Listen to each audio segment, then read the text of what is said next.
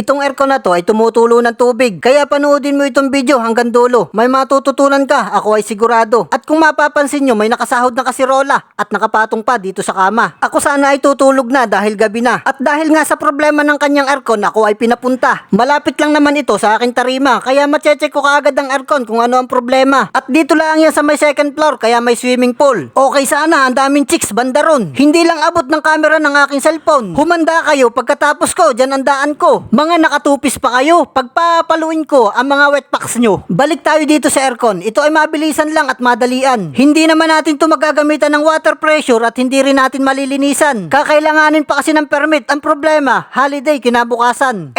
Bali 3 araw kang matutuluan. Itong aircon na to, dapat sa akin ay palilinisan pero aking inayawan. Dahil sobrang laki, wala akong maiibalot na washbag din eh. Kaya ang sabi ko, sa iba na lang. Ang problema, ganarian nangyari. Siguro may 2 buwan na ito buhat nung ito ay nilinisan. Kaya itong cover akin nang babaklasin para makita ko yung tubig kung saan nanggagaling. Medyo mataas nga pala ang pesto ng aircon na ito o mababa lang ang hagdan na tinutungtungan ko. Yung lock kasi ng cover hindi ko abot, hindi ko mabunot-bunot. At nang mabaklas ko na nga itong cover, itong aircon napakalinis pa talaga. Hinahanap ko yung mga dumi, wala talaga akong makita. At kahit dito sa may drain line niya, napakalinis pa. Walang alikabok, walang putik, walang mancha. Abay, bakit tumutulo ka? Itong aircon na to, wrong timing. Kung kailan may gas dito sa unit, saka nagtutulo ng tubig. Kaya ang gagawin ko dito ay gagawan ko lang ng paraan para yung tubig na tumutulo ay malunasan. Ako nga lang ay nagtataka din eh. Dahil napakalinis pa naman itong aircon na ito, ay bakit nagtutulo na kagad ng tubig?